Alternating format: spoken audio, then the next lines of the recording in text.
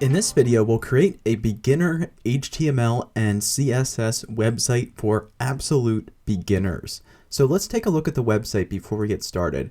At the top, we have a header section where it says My First Website, and then we have the body section off to the right where it says Welcome to my website. Off to the left, we have a navigation that's going to send us to different sections of the page. So we have the Welcome section, the About Me section, and then scrolling down, we have a Services section next, followed by a Contact Me section, which will link to your different social media pages, including Facebook, Twitter, Instagram, and LinkedIn. And then as you can see on the bottom right, we have a button that will bring us to the top of the website, no matter what section we're scrolling to throughout the page. So let's take a look at it when we size the website down.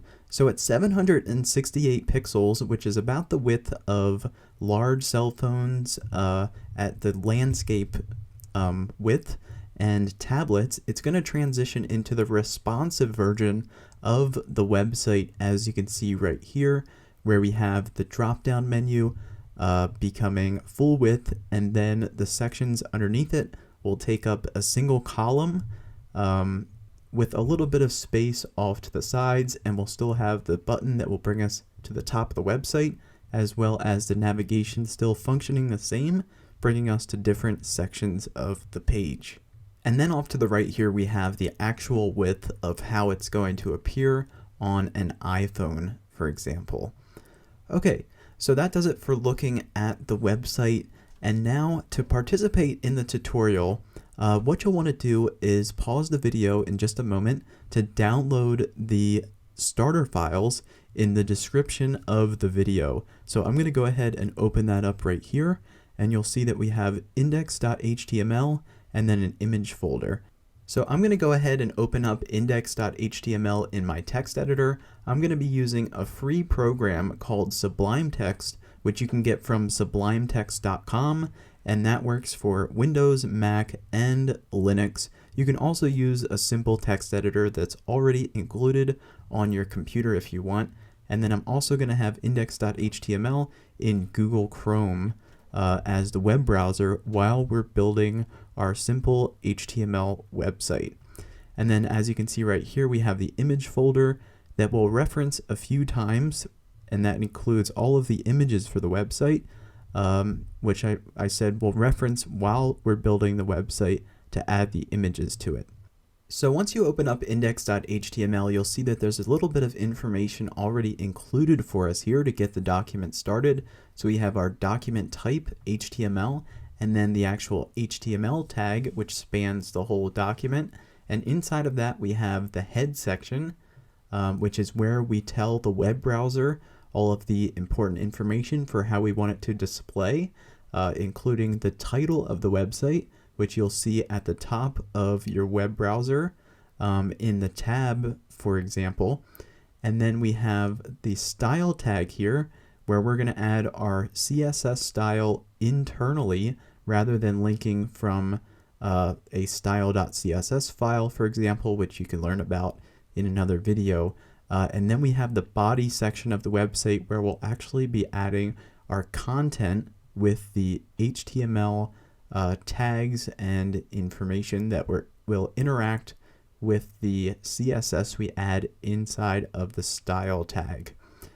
Okay, so let's go ahead and add a little bit of information here with a couple characters to make sure that we're linked to Google Chrome. So I'm just going to write AAA. And then if I open up Google Chrome, there we have it, and we're all linked up. So the first thing that we'll add to the website is something at the very top that we can link to using the button that hovers on the right side of the screen. So what we're going to do is we're going to use an attribute called a_name, which is an anchor tag that we can link to using another link. So you might also consider using a div ID for this, but we're not going to use any div IDs in this video. And we're just going to call it top, and then we can close out the A tag. All right. And then let's go ahead and drop down, and the next section that we're going to add will be right under that. which is the header section where it says my first website. So we're going to use the HTML5 tag called header. And then inside of that, we'll use a heading tag. We're going to use the H1 tag, which is the largest of 6 heading tags. And let's just write my first website. And then we can drop down underneath the heading tag, or header tag rather, and let's go ahead and refresh it. And there we can see we have our heading 1 text where it says my first website. So underneath that, let's go ahead and add the navigation, because if we size the website down to the mobile version, that's going to appear before the main section on the right side of the screen. So we're going to use the NAV or nav tag for the navigation, which is an HTML5 tag. And then inside of that, we'll have an unordered list. And we're going to have list items inside of this unordered list, but we're going to wrap those with a link. So we'll use ahref to create a link. And similar to the a name top reference above the header section that sends us to the top of the website when we click the arrow at the bottom of the page, the welcome link for the first navigation item will link us to the welcome section of the website. And then we'll have our list item inside of the link where we'll just write the actual welcome text that you see with the navigation. So let's drop down and create the next link. But first let's take a look at it here. So there we have the welcome text, and we have the little dot for the unordered list on the left. So let's create the rest of our links. We have the about link, services, and contact. So this will be the about one, and we'll be linking to the about ID. And then we'll add the list item with the about text inside of it. Then we can drop down and add the services link. Then we'll have hashtag services to link to that a name once we create it. And then we'll have the services text inside of the list item. Then lastly, we'll have the link to the contact section at the very bottom of the website. And then let's just add the contact text. And then if we save it and go back to Google Chrome and refresh, there we have all 4 links for our navigation menu. All right, so now that we have our header section as well as the navigation created, let's move on to the right side of the website, which will span the length of the document after our navigation. And we're just going to call that div class main. So div stands for divider, and we can use that tag to separate different sections of the website. In our case here with div class main, that's going to be the whole right section of the website following the header at the top. And I'm going to create an invisible comment here in the HTML just saying that this is the end of the main section. Okay, so once we're inside of the main section, we'll want to start off with the a name link or recipient of the link to start off the section, so the navigation will link us to that with the welcome text. So we're going to say a, and then we'll say name, and then welcome. So our ahref link to the welcome section will send us to that a name welcome tag right there. And just underneath that, let's go ahead and add our heading where it says welcome to my HTML website exclamation point.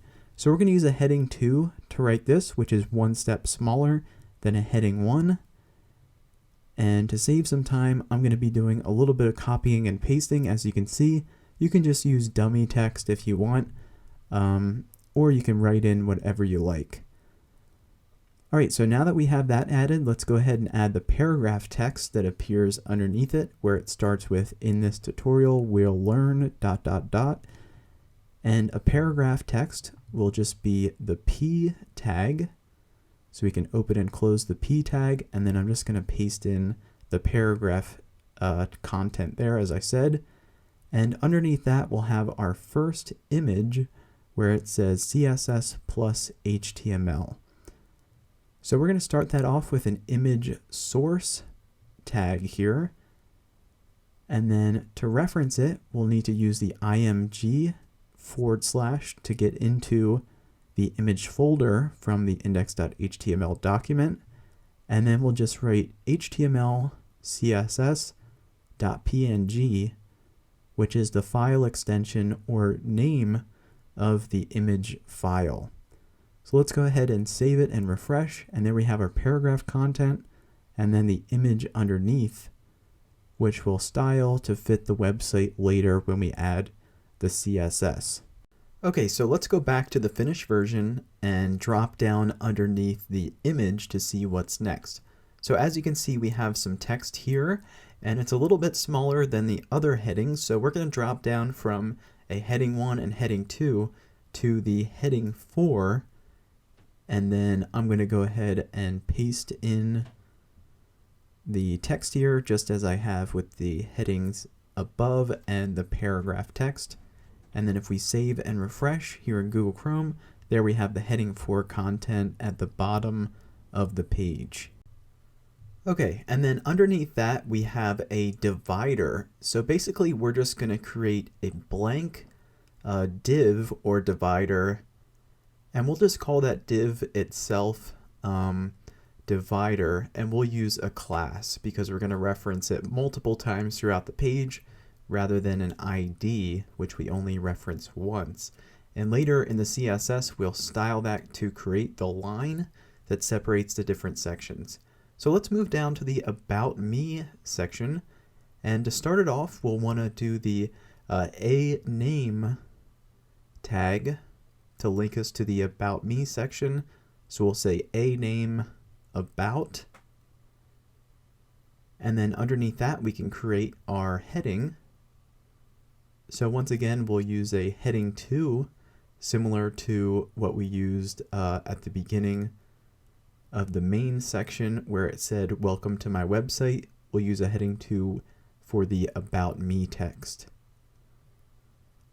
So let's write H2 and then About Me. And then we can drop down and add the paragraph text that appears underneath that. And I'm just going to go ahead and copy and paste it to save us some time, as I did in the previous sections. So we'll just say P for the paragraph tag, and then paste that in, and then we can add the image that we see underneath that with the guy sitting on the computer here. And that from the image folder will simply be person.jpg, which is a different file extension than the previous image, which was PNG. So we'll just say img / for the image folder and person.jpg. Okay, so once we've refreshed here in Google Chrome, we can link to the About Me section, and there we have the heading, our paragraph text, and then the photo appearing underneath it. Okay, so let's go back, and the next section will be the services section, but let's add another div class divider, which will create the line separating the different sections of the website. So I'll just write div class divider and then close out the div. And then to start off the services section, once again, we'll create an a name, and this will be called services. And then we can close out the anchor tag. And let's add the heading 2 for the services text. So H2 and services. And then underneath that, we'll add the paragraph text that it says right here, referencing the list of web design and development services. So we'll say P for the paragraph tag. And then underneath this, we're going to have a new unordered list, similar to what we did with the navigation, but we're not going to have links in it this time. So we'll still have the unordered list and the list items, that go inside of the unordered list, but no links. So we'll say UL and then LI for our first list item. And the first one says website design. So I'll go ahead and write that in. And then we have the web development or website development list item right here. And then underneath that, it says logo design. And then we have the photography list item.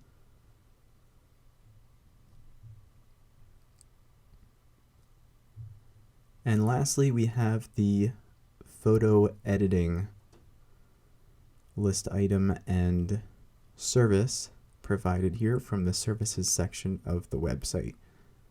All right, and then moving on, if we refresh, there we have our unordered list with the list items and the bullet point next to them. And underneath that, if we go back to the original version, we have a heading 4 where it says, for a full list of services, please contact me using the information provided below. So I'll just create a new heading 4 tag here and then paste in that text. And then we can add our divider after we see that it appears here in Google Chrome, which it has. So let's go ahead and add the second to last divider before the contact section. So we'll say div class, divider, and then close out your div tag. And then to link to the contact section, just underneath the divider, we'll want to create an a name tag. So we'll say a name contact, and then close out the anchor tag. And then we'll have our heading 2 for the contact me text. So H2 and contact me. And then we have another image that appears underneath that. So image source, and we'll reference the image folder with img/, and then that contact me image, the file extension is contact.png. So write contact.png. And then underneath that, we have a paragraph section right here, just giving a little bit of a description to the social buttons or image links beneath the paragraph. All right, and then for the social media icons that appear beneath the paragraph text, after we see that it appears here, which it does underneath the contact me image, we're going to use images wrapped with links for this, but we're also going to put a div class around it that we'll call icons, so we can style these images different than the images that we added previously above this section. So we'll say div class icons, and then inside of that we'll start off with a ahref link, because as you can see when we hover over it, it's going to link us to our social media page. And right here is where you want to add your full URL for your social media page, including the HTTP content. But we're going to leave it blank for now, and then we're going to say target_blank to open up to a new page. So leaving the link blank is just using the hashtag there, so it doesn't send us anywhere for now. And then inside of the anchor link tag, we'll have image source, and then img/facebook.png, and then we just have Instagram, Twitter, and LinkedIn.png also. So let's go ahead and say image/facebook.png. And then to save us a little bit of time, since these are all going to be the same except for the name of the social media website, we can just paste these in a couple times, and then we'll just change Facebook here for the second one to Twitter. And then the third one will be for Instagram. And then the fourth will be to LinkedIn. Okay, so let's go ahead and save it. And then we can take a look at it in the finished version here in Chrome, or the version we're working on rather. And there we have our social media icons that we'll resize once we get to the CSS in a couple of minutes. Okay, so let's go ahead and add the last divider underneath the social media icons. So once again, we'll say div class equals divider, and then we'll close out the div ID, or class rather. And then underneath that, we just have a little bit of info down here saying copyright my website in case you wanted to add that. So we'll use an H5 for that, heading 5, and then we'll say ampersand copy semicolon for the copyright icon there in HTML. And then we'll say my website period. And also we'll just want to add the to the top button last at the bottom of the website. So let's go ahead and just add that. So we're going to wrap that with its own div class, similar to what we did for the images for the social icons, so we can style this separately from other images. And we'll just say div class, and we'll call it top. And then we can close out the div, and inside of that we'll have a link wrapping an image. And we're going to say ahref, and we'll say hashtag top to link us to the A name at the very top of the website that we added as the very first thing for our content. And then inside of this link, we'll add the image for the arrow to the top of the website, which is simply top.png. So we'll need to get into the image folder first with img/, and then we'll say top.png. All right, so let's go ahead and look in Google Chrome to make sure that that has appeared for us, which it has right there. And now we have all of our HTML content laid out for us. So we're ready to move on to the style with our CSS. So let's go up to the top of the page to the style tag just underneath the title of the website, and let's get started. So the first thing that we're going to style is the HTML document itself using an asterisk. So let's go ahead and add that, and then we'll add our open and closing swirly brackets here for our style. And then let's go ahead and add a font family here. So I'm going to add a font family called Verdana, which I like a little bit better than the inherent font family with Google Chrome. It's a little bit rounder, as you'll see right here when we refresh, and a little bit larger than the basic Google Chrome font. All right, so the next thing that we'll add to the HTML document is something called box sizing border box. So you don't have to add this, but it allows for a little bit more flexibility while styling your website if you want to add borders along with padding to space out the content, to add padding in between the different sections of the website. Okay, so the next section that we'll style will be the header section of the website, and that's going to be the top here where it says my first website. So let's go ahead and reference the header tag down here. So we'll just select that, saying header, and then we'll open and close our brackets. And then let's give it the background color that we saw in the original version, which is just an off-white shade. So we're using a hex decimal value. If you just do a Google search for hex color, you can go ahead and choose from different colors using the value system here with the hashtag and then the 6 characters. And then next we'll just add some padding all around.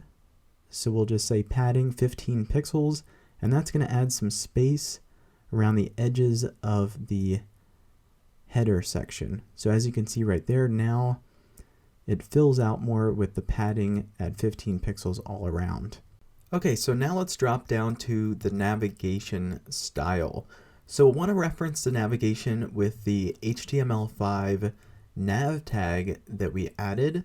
If you remember, that's just underneath the header right here with NAV. So let's go ahead and add that. And what we're going to do is we're going to tell it to float to the left or be positioned on the left. And then we'll give it a width of 25% of the page. So let's go back to Google Chrome and refresh. And there you can see it's taking up 25% of the page right here as it pushes the welcome to my website content off to the right. So now let's go ahead and let's style the list items themselves, the little dots that appear next to the links, and those will be the LI tags inside of the anchor tag or A tag, and we're going to say LI, and then we're going to say list style none to get rid of the bullet points next to the links. As you can see right there, they've disappeared. And then the links down here, or list items rather, have had their bullet points removed also, since it's going to apply it to every list item. And then we're going to say padding 12 pixels to space them out a little bit. So now we have 12 pixels of padding in between each one, and that's applied to the list down there. And then let's add a border. So we're going to say border dash bottom, and then 1 pixel, which will be the width, and then solid. And then we'll use the hex value A8A888, which is sort of a gray shade. All right, so there we have it. And 1 pixel would actually be the height, not the width. Okay, so let's get rid of that spacing off to the left of the list item. So we'll actually want to reference the unordered list itself. So to keep it in sequence, I'll do that above the list item here, and we're just going to say padding left 0. So that should remove the space off to the left of the unordered list. So that looks good, except for now we want to style the actual links. And there we have the border for our second unordered list. So let's go ahead and give the black shade with the larger text to the links, and then we'll add the hover effect to make it light gray when we hover over it. So we'll want to reference the A tag here for the link, and then let's increase the font size to 19 pixels from 16 pixels, which is the original font size with Google Chrome. And then let's make the color black, which is just the hex value 000. And then let's say text decoration none to do away with the underline that comes with links. Okay, so there we have it. And actually the font size is slightly smaller on the finished version. So let's go ahead and let's change that to 18 pixels instead of 19 pixels. And then that should match up. So if we refresh and then we toggle back and forth, as you can see, the spacing isn't perfect, but it's about the same size. Okay, so let's drop down next and add a hover effect. So we're going to say A:hover. So when we hover over the links, the color is going to change to the hex value 666, and that's just gray. Okay, so there we hover over it, and it goes from black to gray for us. All right, so now let's move on to styling the main section of the website, which would be the right side, as you can see right here. So if you remember from the HTML, we added a class that we just called main. So it's div class main. Now with classes, we want to select that using a period, and then we'll say main. And then let's say float left to this also. So this is going to be in sequence with the, or following the navigation 25%, and we'll use 75% for this section. Okay, so as you can see right now, everything is staying within that 75%, but we'll want to create some space off to the side to separate it from the navigation. So let's say padding, and then 0 top bottom, and then 20 pixels of padding to the left and right of the main section. Okay, so as I said, the padding value, if you're only using 2 values, the first one is top and bottom, and then the second one is left and right. If you're using 4 values, it's going to go top, right, bottom, left. All right, so it's looking pretty good, except for the images are overflowing. So let's go ahead and let's reference the img tag for our images. And then we're going to give them a width of 100% so they stay within the main section and they don't overflow or go outside of it. So there we see it, and you could tell we have the padding on either side. So everything's looking pretty good until we get down to the social media icons and the image at the bottom for the to the top button.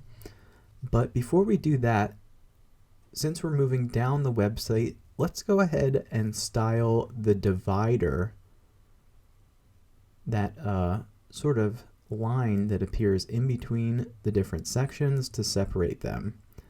So let's reference the divider class, which will use a period to select rather than a hashtag, which would be for IDs. And we're going to say .divider, and then let's give it a width of 100%. So it's just as wide as the images.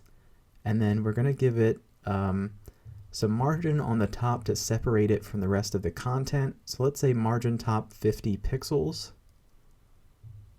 And then margin bottom 50 pixels. This is another way to add margin or padding.